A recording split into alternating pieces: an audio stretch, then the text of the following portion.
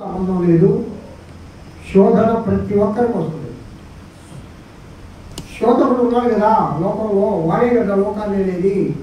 మరి శోధన రాకుండా ఎట్లుంటుంది? మరి ఆ శోధకుడిని నువ్వు జయించాలంటే, ఆ శోధకుడు ఆ కొండ నువ్వు ఎక్కాలంటే నువ్వు ఎక్కలేవు. యేసుక్రీస్తు ప్రభునే ఎత్తైన కొండపైకి శిఖరంపైకి తీసుకెళ్ళి ఆశ చూపించేంత గొప్ప శోధకుడు వాడు. బలవంతుడు సాధారణ కాడు మనకంటే, కానీ నా దేవుడి కంటే బలవంతుడు కాడు. కాబట్టి ఆ గొప్ప దేవుడు వల్ల ఉన్నప్పుడు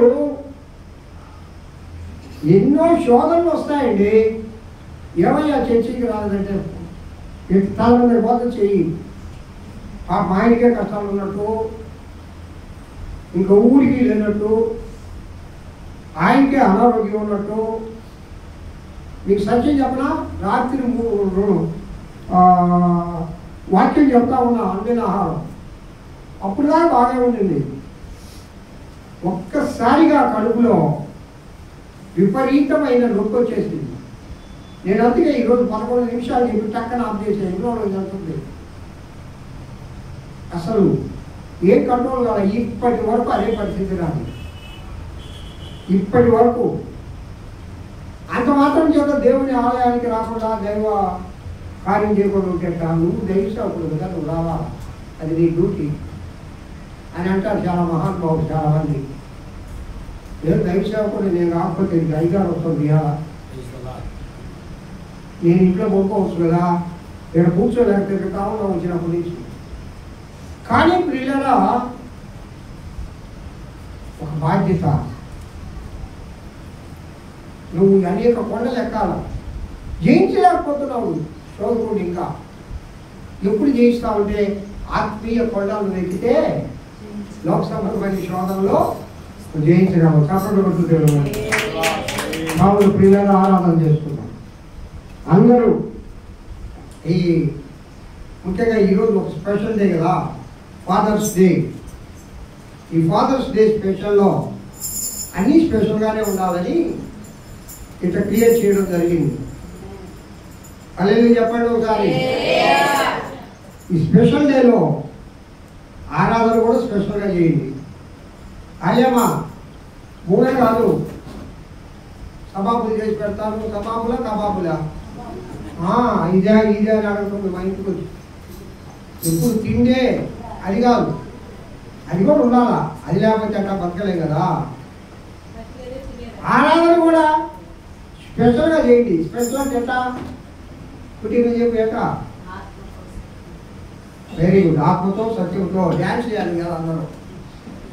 ఎవరు డ్యాన్స్ చేయాలా? మేరమ్మ వేస్తుంది డ్యాన్స్. మేరమ్మ మేరమ్మ పక్కుందా వాళ్ళ అక్క, ఇంకొక అక్క, వాళ్ళ ముగ్గురు చేయాలా. ఆత్మలో పరిశుద్ధాత్మను ముందు డ్యాన్స్ చేయాలా. కాబట్టి ఓటు దేవుడు మరిపోతారు.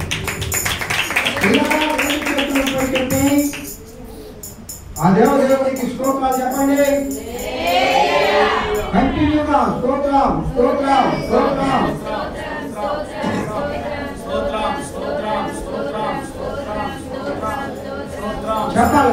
చెప్పాలి ఫోన్లో చెప్పాలి, పెద్దగా చెప్పాలా.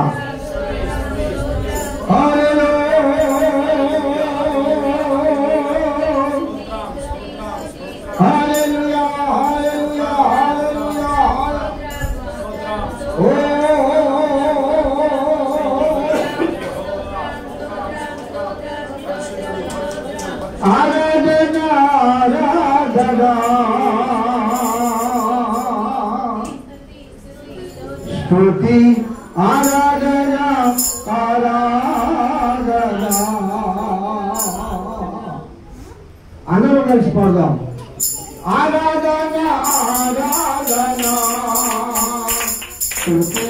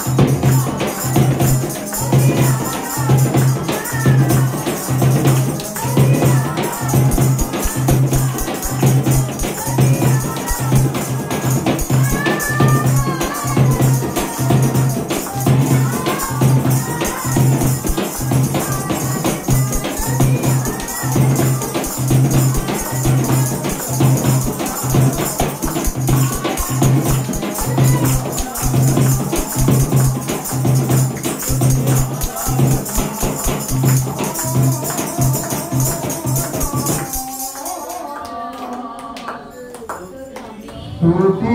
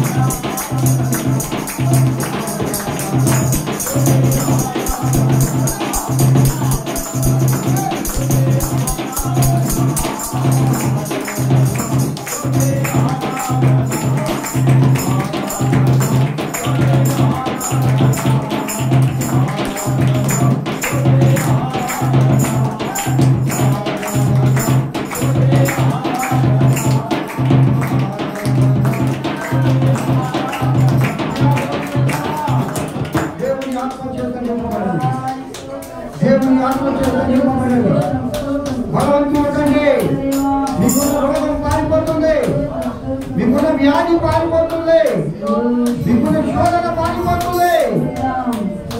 దేవుని ఆత్మ చేత నింపబడండి. ఆత్మను కోరుకోండి.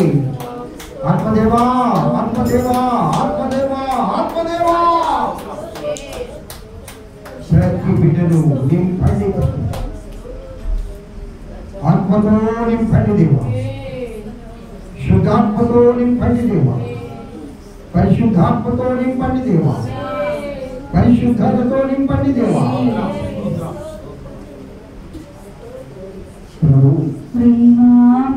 ప్రతి బిడ్డను మా సార్ ప్రతి బిడ్డల ప్రతి బిడ్డను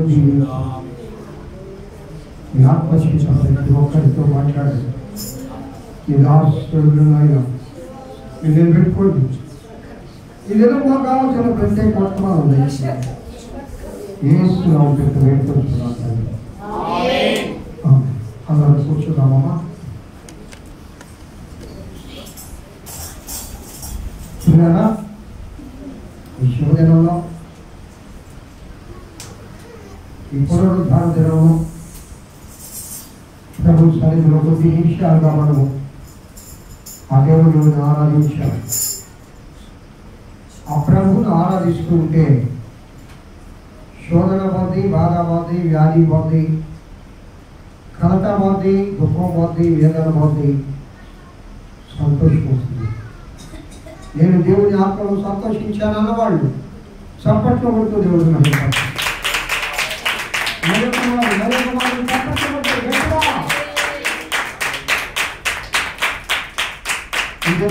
దేవుడు మనతో మాట్లాడాలి. పాలయ్య గారు వాళ్ళు మాట్లాడేది పరిశుద్ధాత్మ దేవుడు ఆ బిడ్డలో ఉండి మనతో మాట్లాడాలి. ఇక్కడ చేరిన ప్రతి బిడ్డకు నేను నా ప్రార్థన ఏంటంటే, మీకు ముఖ్యంగా ఇప్పుడే దాహమైందని నీళ్లకు లీగాక దయచేసి ఇప్పుడే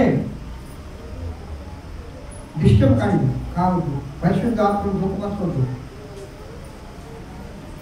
పరిశుద్ధాత్మ దేవుడు మాట్లాడాలి అంటే భయంతో ఒడుగుతూ ఆయన సన్నిధిలో మనం వేయించుకుంటాము.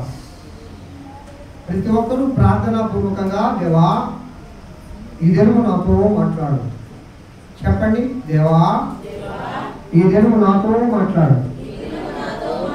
ఇంకొకసారి చెప్పండి,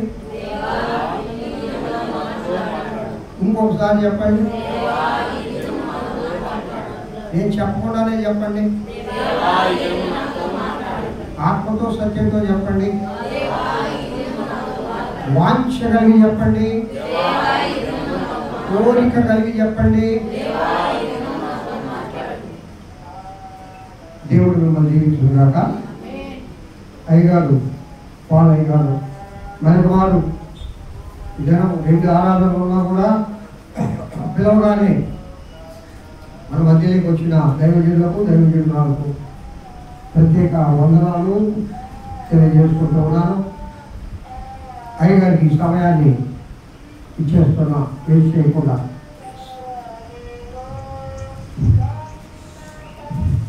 దేవునికి స్తోత్రం కలుగును గాక.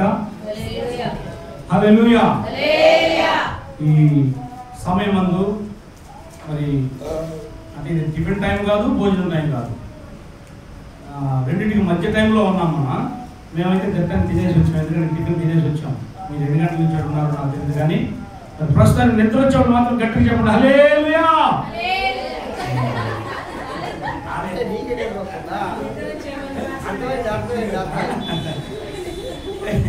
మీరు ఎలా ఉన్నారో తెలుసుకున్నారు. రైట్, మంచిది.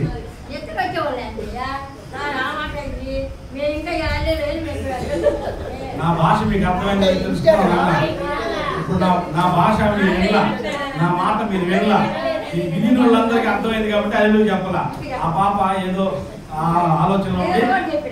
మరి ఎందుకు చెప్తామనంటే, వినండి వినండి, ఎందుకు ఆ విధంగా చెప్పానంటే, కొంతమంది బాడీ ఏడు ఉంటుంది, శరీరం ఏడు ఉంటుంది చర్చిలో, కానీ మన మనస్సు ఆ ఇంట్లో దబర మీదో, లేకపోతే ప్లేట్ల మీదో, లేకపోతే పిల్లల మీదనో రకరకాల ఆలోచనలు పోతా ఉంటుంది మన మనస్సు. అందుకే మనం దేవుని మందిరంలో ఒకడు నేను పచ్చి దొంగని హల్లెలూయా అన్నాడు, వీళ్ళు కూడా హల్లెలూయా అన్నారు. అంటే దొంగ అయినందుకు హల్లెలూయా చెప్పాలా? అంటే ఈ హల్లెలూయా అనే పదం కూడా మనం దేనికంటే దానికి ఉపయోగించుకోకూడదు. మనం అలర్ట్గా ఉండాలి. మంచిది. ఈరోజు నాకు ఈ అవకాశం ఇచ్చినటువంటి స్థానిక సంఘ కాపరి మరి మామగారు అయినటువంటి జవదనం గారికి, అలాగే సంఘ సభ్యులని మీ అందరికీ కూడా నా హృదయపూర్వకమైన వందనాలు తెలియజేస్తున్నాను. ప్రియమైన దేవుని బిడ్డలారా, ఈరోజు నేను చెప్పకుండానే మీకు అందరూ కూడా తెలిసిపోయింది. ఎందుకంటే పాస్టర్ గారి ద్వారా మనం విన్నాము. మీలో చాలా మంది వాట్సాప్లోను లేకపోతే న్యూస్ పేపర్స్లోను చూసే ఉంటారు. ఈరోజు ఒక స్పెషల్ డే, ప్రత్యేకమైన దినం ఈరోజు ప్రపంచానికి. ఈ ప్రత్యేకమైన దినం ఎందుకు వచ్చింది కొంతమందికి తెలుసు, కొంతమందికి తెలియదు. మరి తెలిసిన వాళ్ళని అడుగుతున్నా, ఫాదర్స్ డే అని ఎందువల్ల పెట్టారు ప్రపంచంలో అంటే మీకు తెలిసినా తెలియకపోయినా వల్ల నేను చెప్తా, ఒకవేళ వినండి. ఫాదర్స్ డే అనేది ఒక 16 సంవత్సరాల అమ్మాయి వలన ఏర్పడింది. ఈ ఫాదర్స్ డే అనేది 16 సంవత్సరాల వయసు కలిగిన అమ్మాయి పేరు సోనారా స్మార్ట్. అమ్మాయి పేరు అమెరికా దేశంలో ఆ అమ్మాయి పుట్టక ముందు ఒక చిన్న సంఘటన జరిగింది. అమెరికా దేశంలో సైనికుడిగా పనిచేస్తున్నటువంటి విలియం స్మార్ట్ అనే ఒక యవన సైనికుడు తన భార్య బిడ్డలని ఇంటి దగ్గర వదిలిపెట్టి సైనికాధికారి యొక్క పిలుపుని అందుకుని యుద్ధంలోకి వెళ్ళిపోయాడు. యుద్ధంలో డ్యూటీలో ఉన్నప్పుడు ఆయన భార్య నిండు చూడాలి. ఆయన సరిహద్దులో పోరాటంలోకి వెళ్ళాడు. వాషింగ్టన్లో ఆయన భార్య, అప్పటికి 5 పిల్లలు ఆయనకి, వాళ్ళు ఆ కుటుంబము వాషింగ్టన్లో ఉన్నారు. 6వ కాన్పు కోసమై నిండు చూలాలుగా ఉన్నటువంటి భార్యను విడిచిపెట్టి బిడ్డలను విడిచిపెట్టి ఆయన డ్యూటీకి వెళ్ళిపోయాడు. డ్యూటీకి వెళ్ళిన కొద్ది దినాలలోనే ఆయనకు ఒక వార్త అందించారు వాళ్ళ పై అధికారులు. ఏంటి ఆ వార్త అంటే, అయ్యా నీ భార్య 6వ కాన్పుగా ఒక చక్కటి బిడ్డను, ఆడపిల్లను ప్రసవించి ఆమె చనిపోయింది అని వర్తమానం పంపించారట. అప్పుడు ఆయన ఆ వార్తను అందుకుని పై అధికారుల దగ్గర పర్మిషన్ తీసుకుని ఇంటికి వచ్చేసాడు. ఇంటికి వచ్చిన ఆయన భార్యను చూసుకున్నాడు, కర్మకాండాలను ముగించుకున్నాడు. అయితే ఆయన తీసుకున్న ఒక నిర్ణయం ఏంటంటే, మంచి యవ్వన వయసులో ఉన్నాను కదా మరి నేను పెళ్లి చేసుకుంటే నా పిల్లలు ఏమైపోతారు, వచ్చే ఆవిడ ఎలా ఉంటుందో తెలియదు కదా, కాబట్టి నాకు బిడ్డ అవసరం లేదు, నా బిడ్డలు నేను మంచిగా చూసుకోవాలా, వారిని పెంచి పోషించుకోవాలనే ఆలోచనతో ఆ పుట్టిన చిన్న పాప కోసమే ఆయన పెళ్లి చేసుకోకుండా ఆ బిడ్డకు తల్లి స్థానంలో ఉండి ఆ బిడ్డ యొక్క ఆలనా పాలన చూసి ఆ బిడ్డను పెంచి పెద్ద చేశాడట. పెద్ద అయిన తర్వాత ఆమెకి విషయం తెలిసింది, నా చిన్నప్పుడే మా అమ్మగారు చనిపోతే మా నాన్న పెళ్లి చేసుకోకుండా నా కోసము తన జీవితాన్ని త్యాగం చేసి, మా అక్కల కోసం అన్నల కోసం నా కోసం త్యాగం చేసి మరి మమ్మల్ని పెంచి పెద్ద చేశాడు. కాబట్టి మా నాన్నగారికి నేను ఏమిస్తే ఆయన రుణాన్ని తీర్చుకోగలను అనే ఒక ఆలోచనతోటి ఆ అమ్మాయి ఏం చేసిందంటే 1910వ సంవత్సరం జూన్ 19వ తేదీ, అప్పటికది 3వ ఆదివారం జూన్ నెలలో, ఆ 3వ ఆదివారం రోజు ఆ 19వ తేదీ తను తెలిసిన ఇరుగు పొరుగు వారిని అందరూ పిలిపించుకొని ఇంటికి వాళ్ళందరికీ సాక్ష్యం చెప్పిందంట. ఈ రీతిగా మా నాన్నగారు చిన్నప్పటి నుంచి నన్ను పెంచి పోషించాడు, ఆయనకున్న మంచి మనసు, ఆయనకున్న ప్రేమ, మా అమ్మ లేని లోటు మాకు ఆయన తల్లిలాగా ఉండి తీర్చాడు. కాబట్టి ఇంత మంచి తండ్రిని నేను తండ్రిగా కలిగి ఉన్నందుకు నేను ధన్యురాలని, ఆయన కూతురుగా పుట్టినందుకు మీ అందరి సమక్షంలో మా నాన్నకి నేను సత్కారం చేయాలనుకుంటున్నానని వాళ్ళ నాన్నకి ఆ సత్కారం చేసిందట. అందరి మధ్యలో వాళ్ళ నాన్నని గౌరవించిందట. అది అప్పటి నుంచి ఆ ఆనవాయితీ ఆ అమ్మాయి ప్రతి సంవత్సరం చేస్తూ ఉంటే ఆ అమ్మాయిని చూసి మిగతా బిడ్డలందరూ కూడా వాళ్ళ తండ్రులకి ఆ విధంగా చేసుకుంటా ఉన్నారట. ఇది అట ఇట ఆ నోట ఈ నోట ఆ పత్రిక ఈ పత్రిక రాయబడి చిన్నగా అప్పటి అమెరికా దేశం యొక్క అధ్యక్షుడు లిండాన్ జాన్సన్, అప్పుడు 1966వ సంవత్సరంలో అమెరికా దేశ అధ్యక్షుడు లిండాన్ జాన్సన్ ఆయన దాకా వెళ్ళింది వార్త. అప్పుడు ఆయన ఏం చేశాడంటే, ఈ అమ్మాయి చాలా మంచి పని చేసింది, జన్మనిచ్చిన తండ్రులకు ఒక ఘనతను తీసుకొచ్చిన కార్యక్రమం ఈ అమ్మాయి జరుగుతుంది. కాబట్టి ఈ అమ్మాయి మన దేశం మాత్రమే కాదు, ఎక్కడెక్కడ ప్రపంచంలో తండ్రులు ఉన్నారో వాళ్ళందరినీ కూడా కనపరచాలంటే ఇది అక్కడ అంతటా జరగాలనే ఉద్దేశంతో ఆయన సమావేశం ఏర్పరిచి అధికారపూర్వకంగా ఈ అమెరికా ఖండం అంతా కూడా ఈ రీతిగా జరగాలి అని అధికారపూర్వకంగా ఆయన ఆ రోజు ఫాదర్స్ డే అని నిర్ణయించేశాడట. 1966 సంవత్సరం అది. 1910వ సంవత్సరం జూన్ 3వ ఆదివారమైన 19వ తేదీ ఆ సోనారా స్మార్ట్ అనే అమ్మాయి, 16 సంవత్సరాల అమ్మాయి ప్రారంభించినటువంటి ఆ ఫాదర్స్ డేని దేశం మొత్తం మీద అధికారపూర్వకంగా 1966వ సంవత్సరంలో లిండాన్ జాన్సన్ అనే ఆ దేశ అధ్యక్షుడి ద్వారా అధికారపూర్వకంగా జీవో పాస్ చేయడం జరిగింది. అప్పటి నుంచి ఇప్పటికీ ప్రపంచం యావత్తు, అది ఏ దేశం అన్నా కానీ ఏ భాష వాళ్ళన్నా కానీ తమ తమ తండ్రుల గురించి తమ కుటుంబస్తులు తండ్రుల దినోత్సవం అని ఫాదర్స్ డేగా కొనియాడుతూ ఉన్నారు.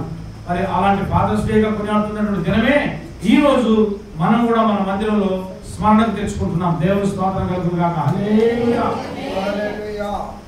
ఈ లోకంలో తండ్రులు అంటే మనం జ్ఞాపకం చేసుకోవాల్సిన తండ్రులు 3 ఉన్నారు.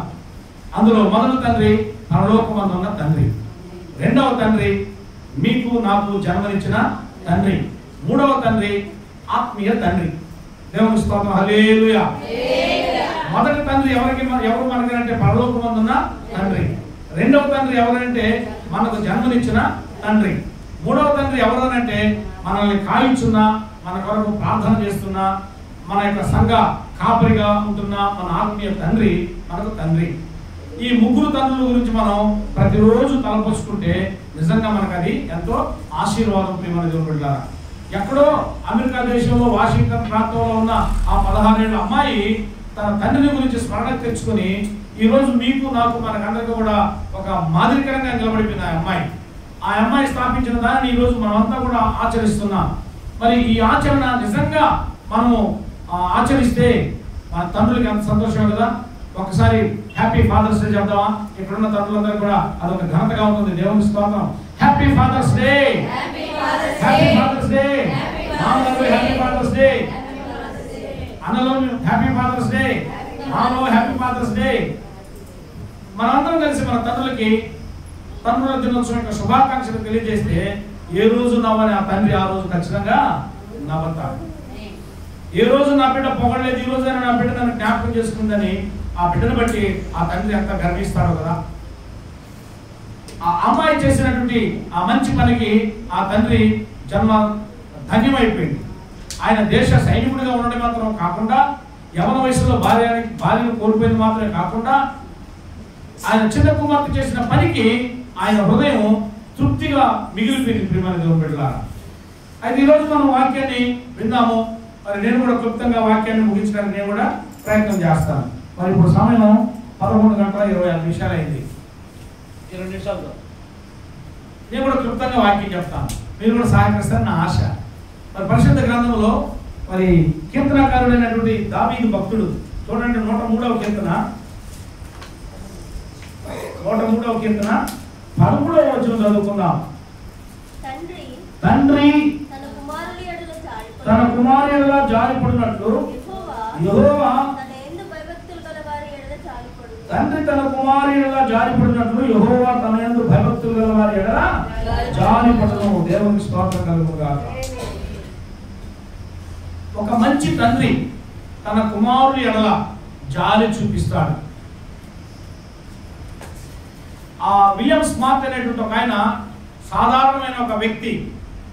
ఆయన దేవుని యందు భయభక్తులు కలిగిన వాడు కాబట్టే ఆయన ఎవరి వయసులో భార్య చనిపోయినా తనకు పుట్టినటువంటి బిడ్డలందరికీ ఆసరాగా తోడుగా తన యొక్క ప్రాణాన్ని పణంగా పెట్టి త్యాగం చేసి ఆ బిడ్డలను సంరక్షించుకుని పెంచి పెద్దగా చేసుకున్నాడు.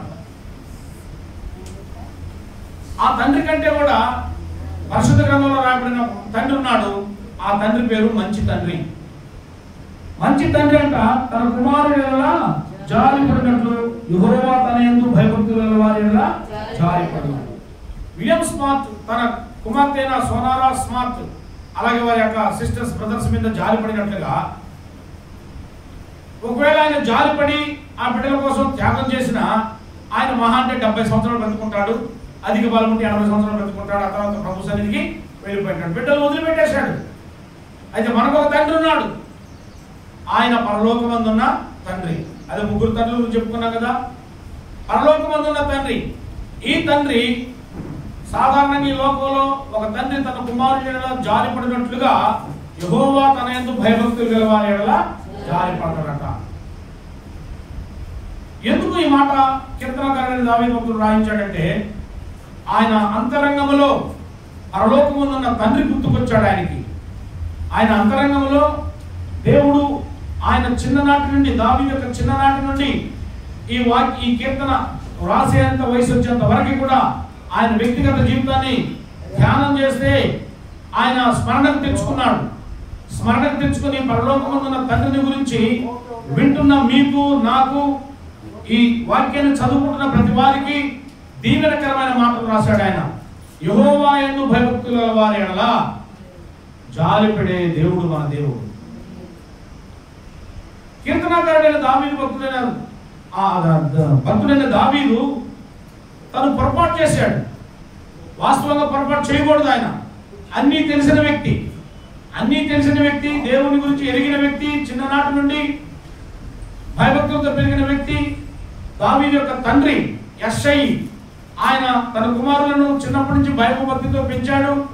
పెంచబట్టే 8 మంది అన్నలు 7 అన్నలు సైన్యంలో ఉన్నారు. ఈ 8వ వాడైనటువంటి దావీదు తండ్రి మాటకు లోబడి తండ్రి ఇంటిని కనిపెట్టుకొని తండ్రి సంరక్షణలో తనకు అప్పగింపబడినటువంటి జీవాలను అనగా గొర్రెలను సంరక్షించి పోషించే కాచే పనిలో ఉంటున్నాడు ఆయన. అంటే దేవుని గురించి బాగా ఎరిగినవాడై ఉన్నాడు ఆయన. ఎరిగినవాడై ఉండి గొర్రెలు మాత్రమే కాదు, తనకు అప్పగించబడినటువంటి ఇశ్రాయేలు ప్రజలను కూడా పరిపాలించడానికి దేవుడు నన్ను అర్హత కలిగించాడు. కాబట్టి ఈ ప్రజలకు నేను ఒక మంచి తండ్రిగా ఉండాలని అనుకున్నటువంటి వ్యక్తి ఆ తండ్రి స్థానాన్ని కోల్పోయాడు.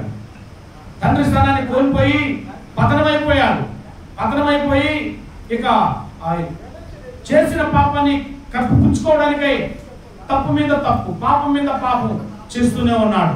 కానీ చూస్తున్న దేవుడు ఆయన మరలా పాపం చేసి ఇంకా పాపంలో నశించుకోకూడదని పరలోకమందున్న తండ్రి జాలి కలిగిన దేవుడు. ఆ తండ్రి అయిన దేవునికి జాలి ఉంది కాబట్టి తను ఏర్పరచుకున్నటువంటి దావీదు పాడైపోకూడదు, దావీదు తన యొక్క హృదయానుసారుడిగా ఉండాలి, దావీదు తన ఇష్టాన్ని నెరవేర్చేవాడుగా ఉండాలి అనే ఉద్దేశంతో ఆయన దావీదు మీద జాలి చూపించాడు. జాలి చూపించి తన సేవకుడైన నాతాను ప్రవక్తను పంపించి తన తప్పును తాను తెలుసుకునే రీతిగా హెచ్చరించాడు. హెచ్చరింపబడిన తర్వాత దావీదు చేసిన ఒక మంచి పని ఏంటంటే పశ్చాత్తాపడ్డాడు. ఈరోజు వాక్యాన్ని వింటున్నటువంటి సహోదరుడా సహోదరి, ఈ లోక సంబంధమైన తండ్రి నేను ఏ రీతిగా పెంచాడో, ఈ లోక సంబంధమైన తండ్రులు మనల్ని ఏ రీతిగా పెంచారో అది ఇప్పుడు ప్రాముఖ్యం కాదు. కానీ పరలోక సంబంధమైన తండ్రి ఏమడుగుతున్నాడు, నిన్ను నన్ను ఈ వయసులో ఉన్న మనల్ని మందిరంలో కూర్చున్న మిమ్మల్ని మీరు ఏ రీతిగా పెరిగారో నాకు తెలియదు. కానీ మీరు ఉన్న స్థితి పాప సంబంధమైన స్థితియా, పరిశుద్ధమైన సంబంధమైన స్థితియా? పరిశుద్ధ సంబంధమైన స్థితి అయితే బలా నమ్మకమైన మంచి దాసుడు అంటాడు తండ్రి. ఒకవేళ పాప సంబంధమైన స్థితిలో నీవు ఉన్నావేమో అంటే చాలా మందికి పాప సంబంధమైన స్థితి అంటే అర్థం కాదు. ఆ దావీదు చేసి ఏమి ఎరగనట్టుగా నంగనాచులాగా ఉన్నాడు ఆయన. తప్పు మీద తప్పు చేస్తూ తన తప్పుని ఇంకా కప్పిపుచ్చుకుంటా ఉన్నాడు ఆయన. ఈరోజు వాక్యాన్ని వింటున్న ప్రతి ఒక్కరు కూడా గమనిస్తే చాలా మంది వాక్యాన్ని వింటున్న 100 మందిలో సుమారు 75 మంది 80 మంది ఎలా ఉంటున్నారంటే చేసే పనులన్నీ బుద్ధి లేని పనులు, దూరేదేమో దొంగల గుడిసెలు అన్నట్టుగా. ఏమంటే చేసేది డాష్ డాష్ పూజ, దూరేది దొంగల గుడిసెలు అంటారు. లోకంలో నామకరణమైన క్రైస్తవ కుటుంబాలలో కుమారులు కుమార్తెలు అని చెప్పుకుంటున్నటువంటి చాలా మంది విశ్వాసుల యొక్క జీవితాలు ఎలా ఉన్నాయంటే పాపమును దాచిపెట్టుకుంటున్నారు. పరిశుద్ధతకి ఇష్టపడి రావటం లేదు. పరిశుద్ధతకి ఇష్టపడి వస్తే ఆ వచ్చిన ఆ ఆసక్తి, నిన్ను తీసుకొచ్చే ఆసక్తి, దావీదు పశ్చాత్తాపడినప్పుడు తన అంతరంగంలో ఉన్న పరిశుద్ధుడు లేక తన అంతరంగంలో ఉన్న జీవాత్మను దావీదుని హెచ్చరించి నలగగొట్టాడు. నలగగొట్టబట్టే ఆయన 51వ కీర్తన రాశాడు, 51వ కీర్తన స్మరించాడు, తన పాపాన్ని దేవుని దగ్గర ఒప్పుకున్నాడు, పరిశుద్ధపరచబడ్డాడు. అందుకే ఆ తర్వాత దేవుడు అంటాడు దావీదు నా యొక్క హృదయానుసారుడు అని అంటాడు. దేవుని ఇష్టాన్ని నెరవేర్చిన వాడుగా మిగిలిపోయాడు. ఆ అనుభవంతో దావీదు అంటాడు, తండ్రి తన కుమారుల జాలిపడు విధంగా పరలోకమందున తండ్రి యెహోవా యందు భయభక్తులు గల వారి ఎడల జాలిపడును. వాక్యాన్ని విన్న సహోదరుడా సహోదరి, నీవు ఇంకా ఏదైతే విడిచిపెట్టకుండా దాన్ని అంటుకొని కొనసాగిస్తున్నావో దేనిని? పాపాన్ని, లోక సంబంధమైన పాపాన్ని. శరీరాశ, నేత్రాశ, జీవపుడంబం, ఈ 3 పరిపాలన చేస్తున్నాయి క్రైస్తవ సంఘాలలో ఈ లోకం అంతటి కూడా. యోహాను పత్రికలో రాస్తాడు యోహాను భక్తుడు, లోకములో ఉన్నదంతయు శరీరాశ, నేత్రాశ, జీవపుడంబం. లోకంలో ఉన్నదంతా అంటే ఈ రోజు ప్రపంచంలో ఉన్నదంతా కూడా మనం గమనిస్తే ఈ 3 శరీరాశ, నేత్రాశ, జీవపుడంబమే. ఈ 3లో ఏదో ఒకటి క్రైస్తవ కుటుంబాలలో దూరుంది. క్రైస్తవ విశ్వాసిలో దేవుని బిడ్డను చెప్పుకుంటున్నటువంటి మనలో ప్రవేశించింది. దాన్ని అలాగే ఉంచుకుంటే అది నీ జీవితాన్ని, నా జీవితాన్ని, మనందరి జీవితాన్ని సర్వనాశనం చేస్తుంది. ప్రియమైన దేవుని బిడ్డలారా, పిల్లలను గద్దించగా, పిల్లల్ని హెచ్చరించగా చూచి చూడట్టుగా పోయాడు ఒక తండ్రి.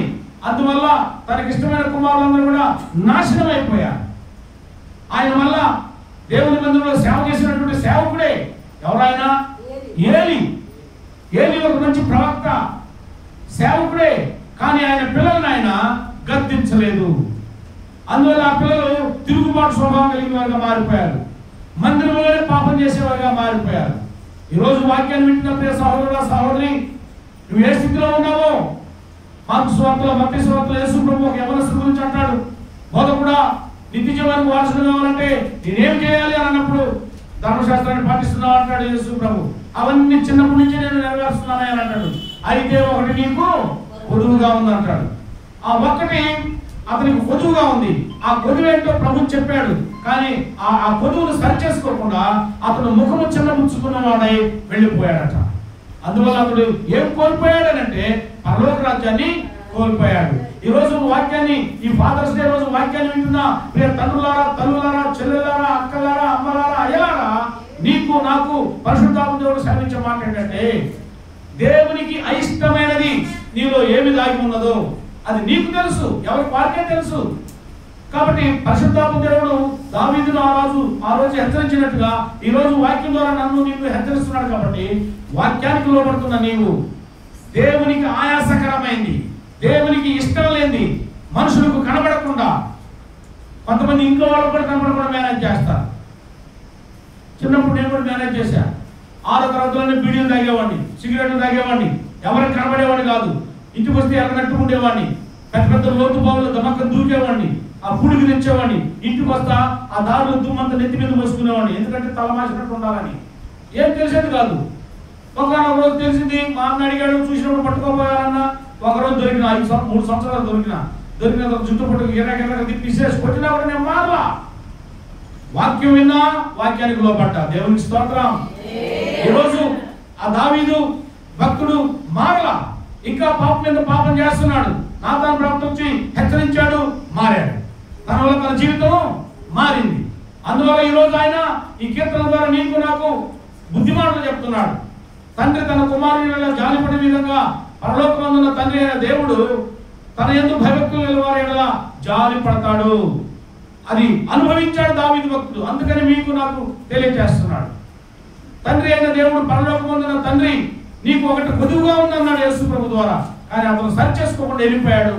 అతడు ఆ పరలోక రాజ్యాన్ని కోల్పోయాడు. ఈ రోజు మందిరంలో వాక్యాన్ని వింటున్న మీరు నేను, మనకి ఏదైతే కొత్తగా ఉందో, ఏదైతే దేవునికి ఆయాసకరమని మన హృదయంలో దాచిపెట్టున్నావో దానిని నీవు ఈరోజు దేవునికి వదిలిపెట్టి, ప్రభువా దీని నుంచి నన్ను విడిపించాయని నువ్వు తీర్మానం చేసుకోకుండా ఇంటికి వెళ్ళిపోతే అది నేను జీవితాంతం పట్టుకొని కృంగదీస్తుంది. ఎప్పుడు చచ్చిపోతావో తెలియదు. ఏమండి, మనకు జరిగిన ఫ్లైట్ ప్రమాణం ఉంది కదా, 253 మంది కంటే ఎక్కువ మంది చనిపోయారు. ఫ్లైట్ లో ఉన్న వాళ్ళు కాకుండా ఆ బిల్డింగ్ లో ఉన్న వాళ్ళు కూడా చనిపోయారు. వాళ్ళు అనుకున్నారు చచ్చిపోతారని. కానీ ఒక ప్రశ్న ఏంటంటే, వాళ్ళలో ఎంతమంది ప్రభువుని నమ్ముకున్న వాళ్ళు ఉన్నారు, ఎంతమంది బాప్తిజం తీసుకున్న వాళ్ళు ఉన్నారు, ఎంతమంది ఆ రోజు ప్రార్థన చేసుకుని ఫ్లైట్ ఎక్కున్న వాళ్ళు ఉన్నారు? వాళ్ళందరూ ధన్యులు. దేవునికి స్తోత్రం. ప్రార్థన చేసుకుని బైబిల్ చదువుకొని దేవునికి తమ ప్రయాణాన్ని అప్పగించుకున్న వాళ్ళందరూ హఠాత్తుగా చనిపోయినా పరలోకానికి వెళ్ళిపోతారు, పరదేశంలో ఉంటారు వాళ్ళు. దేవునికి స్తోత్రం.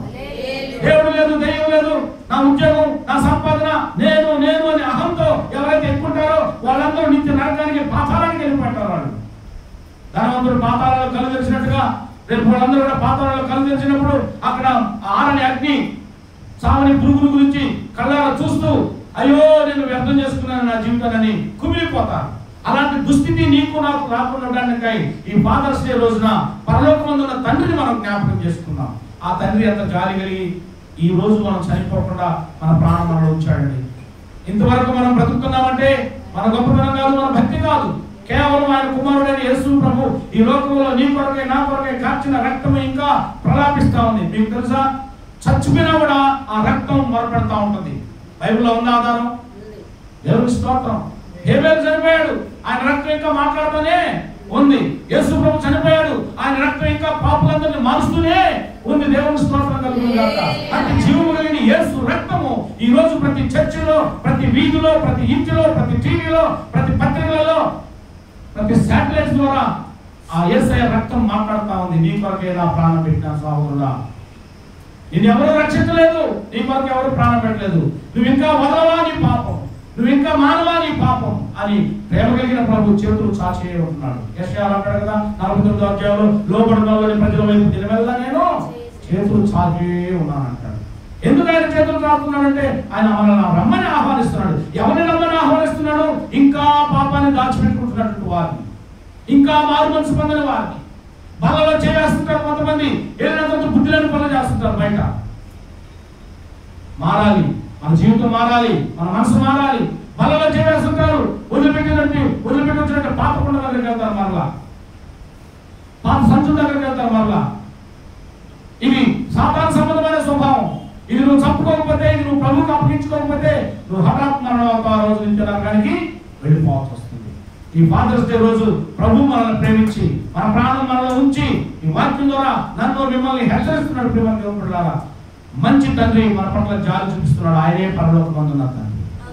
దేవుని స్తోత్రం కలుగుగాక. నేను ఇంకొక ఇద్దరు తండ్రుల గురించి నేను చెప్పి ముగిస్తాను, చదవలేదు కానీ ఇద్దరు తండ్రులలో ఒక యాకోబు ఉన్నాడు. యాకోబు ఆయన మంచి, ఒకప్పుడు ఆయన మారక ముందు మోసగాడే, కానీ ఆయన ప్రభువుని తెలుసుకున్న తర్వాత, ప్రభువుని ఎరిగిన తర్వాత ఆయన ఒక మంచి తండ్రిగా మారాడు. పశ్చాత్తాపడ్డాడు తన పాప జీవితాల గురించి. తన అన్నను మోసం చేసినందుకు, తన తండ్రిని మోసం చేసినందుకు పశ్చాత్తాపడ్డాడు. ఆ పశ్చాత్తాపమే యాకోబుని ఇశ్రాయేలుగా మార్చింది. దేవుని స్తోత్రం కలుగునుగాక. పాప సంబంధమైన మోసగారిగా ఉన్నటువంటి యాకోబు యొక్క జీవితము ఒక ప్రత్యేకమైన జీవితంగా మారిపోయింది, ఇశ్రాయేలుగా మారిపోయింది. ఆ ఇశ్రాయేలు పేరుని బట్టే ఈ రోజు ఆసియా ఖండంలో ఉన్నటువంటి ఇశ్రాయేలు దేశం ప్రత్యేకమైన దేశంగా ఉంది. దేవుని స్తోత్రం కలుగునుగాక. ప్రపంచమంతా ఒక్కటైనా ఇజ్రాయెల్ ఏమీ చేయలేని ఆశీర్వాదాలు ఇశ్రాయేల్ దేశం అనుభవిస్తుంది. దానికి బలమైన కారణం ఎవరు ఏంటంటే మూల పురుషుడైనటువంటి యాకోబే. యాకోబు ఆ రోజు పశ్చాత్తాపడ్డాడు కాబట్టి ఆ పశ్చాత్తాపాన్ని దేవుడు విన్నాడు, చూశాడు. యాకోబుని ఆశీర్వదించి ఇక మీదట నీవు యాకోబుగా ఉండకుండా నేను ఇశ్రాయేలుగా దీవిస్తానన్నాడు. ఆ రీతిగానే ఇశ్రాయేలుగా దీవించబడ్డాడు. ఆయన పుట్టినటువంటి 12 మంది కుమారులలో చిన్నవాడికి కష్టాలు వచ్చాయి, కానీ ఆ చిన్నవాడైనటువంటి యోసేపుకి కష్టాలు వచ్చినప్పటి నుంచి మొదలుకొని తండ్రి చూడలేకపోయినా ఆ కుమారుడు కోసం ప్రార్థన చేసుకుంటాడు. ఆయన తన పెద్ద కుమారుడితో కూడా బాధపడ్డాడు. తన చిన్న కుమారుడైన యోసేపు గురించి ఆ అన్నలు ఒకనొక సందర్భంలో తమ్ముడిని గుంటలో వేసినప్పుడు లేక చంపాలనుకున్నప్పుడు ఒకడంటాడు, రే తండ్రికి మరి ఇష్టం రా వీడంటే, వీడు చచ్చిపోయాడని వార్త వింటే ఆయన అల్లాడిపోతాడు అని అంటాడు. అంటే ఆ కుమారుడి కోసం తండ్రి ఎంతగా ప్రార్థన చేసేవాడు. మంచి తండ్రి. తన కడుపును పుట్టినటువంటి బిడ్డల కొరకు నువ్వు ప్రార్థన చేస్తున్నావా లేదా? ఓ తండ్రి, నీ కడుపే నీ కైలాసంగా ఉందా? కొంతమంది తండ్రులకి వారు కడుపే వారు కైలాసం, సంపాదిస్తారు కానీ ఆ సంపాదన ఏమైపోతుందో కూడా తెలియదు. ఆ సంపాదనతో తమ ప్రార్థనలు సర్దిద్దుకుందామని అనుకోరు. వారి యొక్క వ్యర్థమైన జీవితం కోసమే తమ సమయానంతా ఖర్చు పెడతారు, ప్రార్థన చేయరు. తండ్రి ప్రార్థన చేస్తే కొడుకు ప్రార్థన చేస్తాడు, తల్లి ప్రార్థన చేస్తే కూతురు ప్రార్థన చేస్తుంది. ఇర్మియా ప్రవక్త అంటాడు, తల్లి ఎట్టిదో బిడ్డ అట్టిదే, చెట్టు ఒకటైతే విత్తు ఒకటి అవుతుందనే సాగుతుంది కదా. కనుక ఈ ఫాదర్స్ డే రోజు ఓ తండ్రి, నువ్వు ఇంకా మారు మనసు పొందకపోతే నువ్వు మారు మనసు పొందు, నీ వలన నీ కొడుకులు మారు మనసు పొందుతారు. ఆ యాకోబు అనబడే తండ్రిని తన చిన్న కుమారుడైన యోసేపు చూస్తూ ఉన్నాడు. తన చిన్న వయసులో తన తండ్రి యొక్క భక్తి జీవితాన్ని గమనించాడు.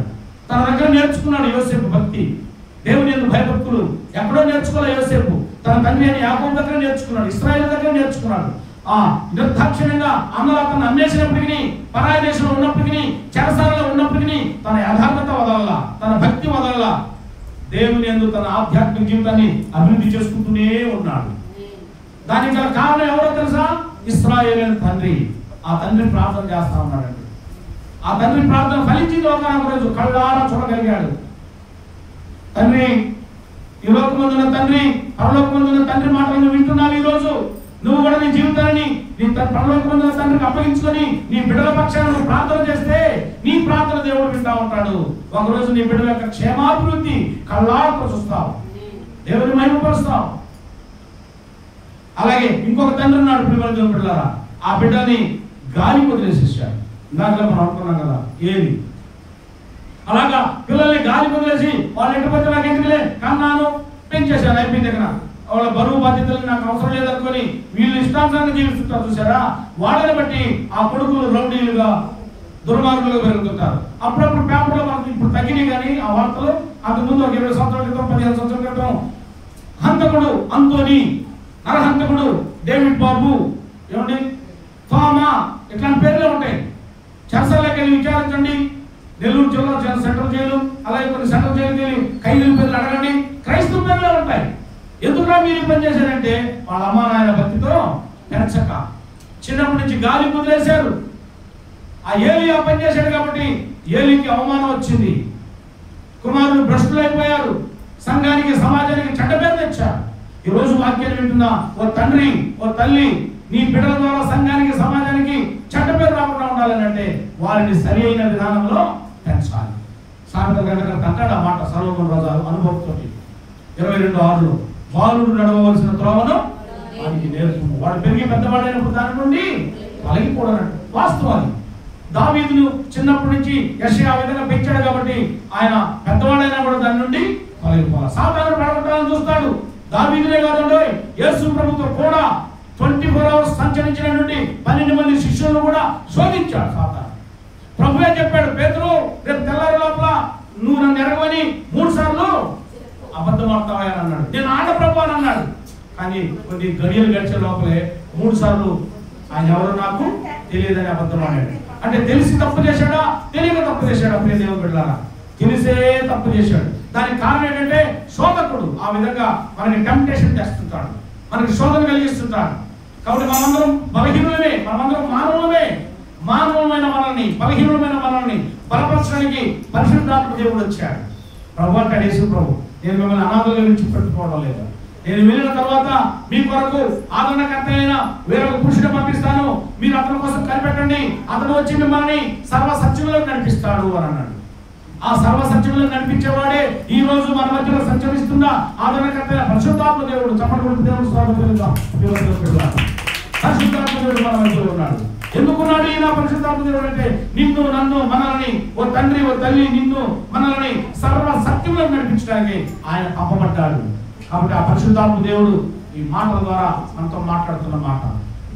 అడవికి రాజు ఎవరంటే అడవికి మృగాలలో సింహం. కుటుంబానికి రాజు ఎవరు? తండ్రి. కాబట్టి కుటుంబం అంతా పాడవాలంటే తండ్రే కారణం, కుటుంబం అంతా బాగుపడాలంటే తండ్రే కారణం. మనం చెన్నై వెళ్ళాలంటే పినాకిని ట్రైన్ ఎక్కుతాం. పినాకిని ట్రైన్ దాదాపు 20 పెట్టెలు లేక 22 పెట్టెలు ఉంటాయి. అవన్నీ క్షేమంగా చెన్నై సెంట్రల్ చేరాలంటే వాటన్నింటిని లాక్కపోయేది ఏంటది? ఇంజన్ మధ్యలో మారవాడింది అనుకో, అంటే మొండికేసింది అనుకోండి, ఈ పెట్టెలన్నీ అక్కడే ఆగిపోతాయి. కుటుంబానికి యజమానుడు అయిన నీవు ఇంజన్ లాంటి వాడివి. ఇంజన్ గా ఉండే ఓ యజమానుడా, నీవు నేను మనము సక్రమైన రీతిగా దేవునికి లోపడకుండా, దేవుని యందు భయభక్తులు కలిగి ఉండకుండా మన ఇష్టానుసారంగా జీవిస్తే మనల్ని బట్టే మన బిడ్డలు అడ్డదుడ్డాలుగా పెరుగుతారు, అక్రమమైన జీవితం జీవిస్తారు. మనము దేవునికి లోపడితే, మనము దేవుని చిత్తాన్ని ప్రకారం నడుచుకుంటే మనల్ని బట్టి మన కుటుంబం వెంట ఉండే భార్య పిల్లలందరూ కూడా దేవుని వెంబడిస్తారు. కాబట్టి కుటుంబం పాడైపోవాలన్నా తండ్రి, కుటుంబం బాగుపడాలన్నా తండ్రి. ఈ ఫాదర్స్ డే రోజు, ఈ తండ్రుల దినోత్సవం రోజు తండ్రి స్థానంలో ఉండే నీవు నేను మనము మన యొక్క ప్రవర్తనను మన కుటుంబానికి మాదిరికరంగా కాపాడుకుందాం. ప్రియమైన దేవుని బిడ్డలారా, మన కుటుంబానికి మాదిరికరంగా ఉన్నామా లేదా? ఓ పిల్లలారా, ఆ యవనస్తురాలైన ఆ పాప తన తండ్రి పట్ల కృతజ్ఞత చూపించింది. ఆ కృతజ్ఞత ఉందా నీకు? ఈరోజు 13 సంవత్సరాల వయసు వచ్చిందంటే నీ మాట నేను విన్నాం. ఎందుకు వినాలా? నువ్వు నన్ను ఎందుకు కన్నావు కాబట్టి సాగు, కన్నావు కాబట్టి చెయ్యి. వీళ్ళేమో దూడలాగా గాడిదలాగా వెళ్తారు, పని చేయరు, బాధ చేయరు. అమ్మ నాన్న సంపాదిస్తుంటే వాళ్ళ సంపాదింట్లో తింటా, వాళ్ళ మీద వాళ్ళ ప్రవర్తన, వాళ్ళ మీద వాళ్ళ విర్రవేయడం, వాళ్ళ మీద రుబాబు చేయడం, సిగ్గులేని బ్రతుకులు బ్రతుకుతున్నారు చాలా మంది యవనస్తులు. సిగ్గులేని జీవితం. నిజంగా దేవుడు చక్కగా ఆరోగ్యవంతమైన కాళ్ళు చేతులు ఇస్తే ఒక వయసు వచ్చిన తర్వాత ఏది మంచో ఏది చెడో విచక్షణ జ్ఞానం తెలిసిన తర్వాత కూడా ఇంకా అమ్మా నాన్నల మీద ఆధారపడుతున్నటువంటి సోమేరులు ఉన్నారు ఇంకా ఈ లోకంలో. కానీ ఆ చిన్న బిడ్డ 16 సంవత్సరాల వయసులో ఆ అమ్మాయి తండ్రిని ఘనపరుస్తుంది. ఆ అమ్మాయి ప్రవర్తన కాపాడుకోబట్టే తన తండ్రికి ఘనత తీసుకొస్తుంది. వివాహ వయసులో ఉండే బిడ్డలారా, వివాహ వయసు వచ్చినా కూడా వివాహమైన బిడ్డలు కూడా చిన్నోళ్లే, కానీ తండ్రికి తల్లికి ఘనత తేవాలి, మనం మంచి పేరు తేవాలి. మనం గతం దావీదు తప్పు చేశాడని చెప్పి దేవుడు ఆయన వదిలిపెట్టలా, దేవుడు ఆయన హెచ్చరించాడు.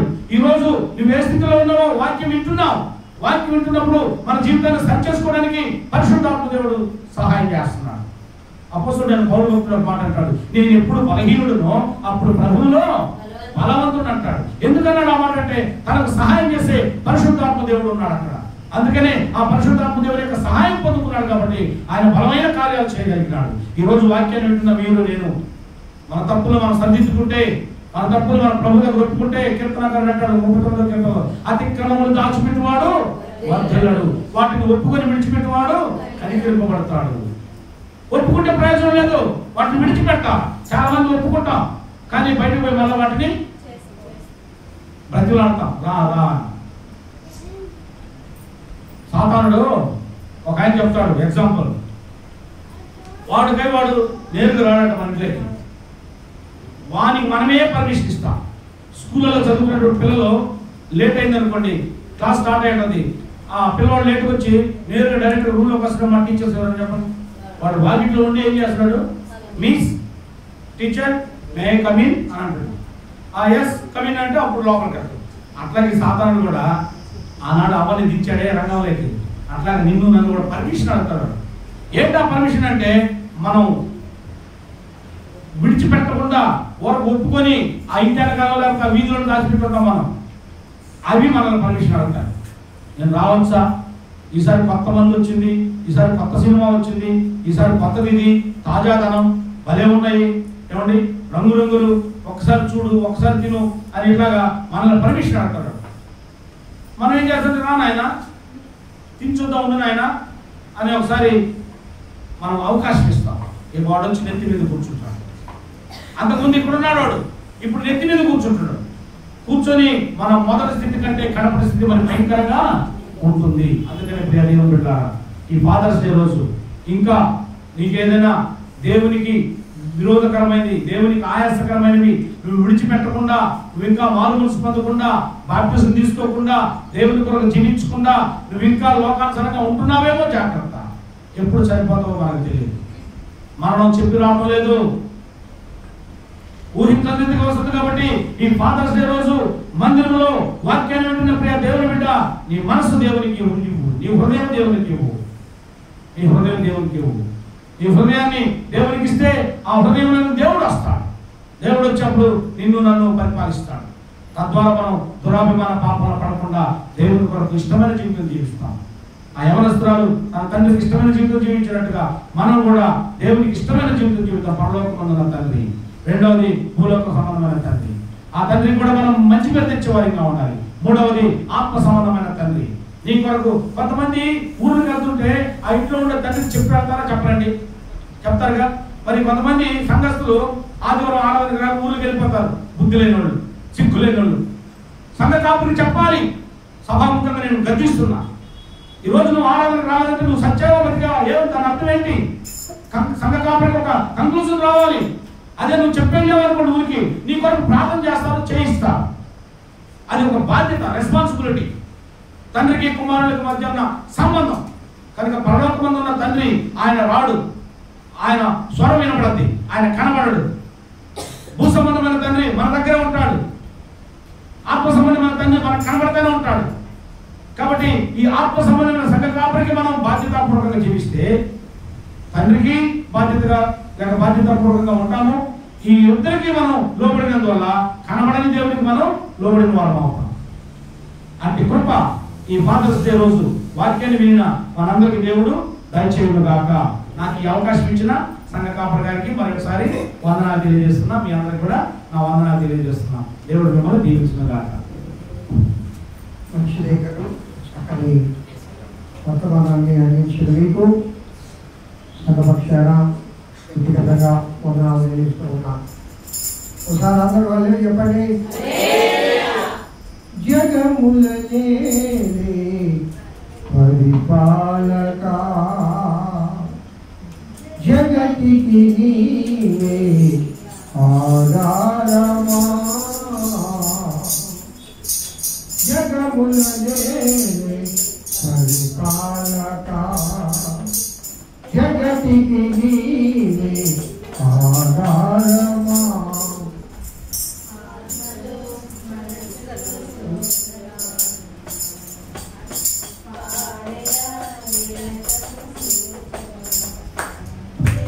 యేసయ్యా యేసయ్యా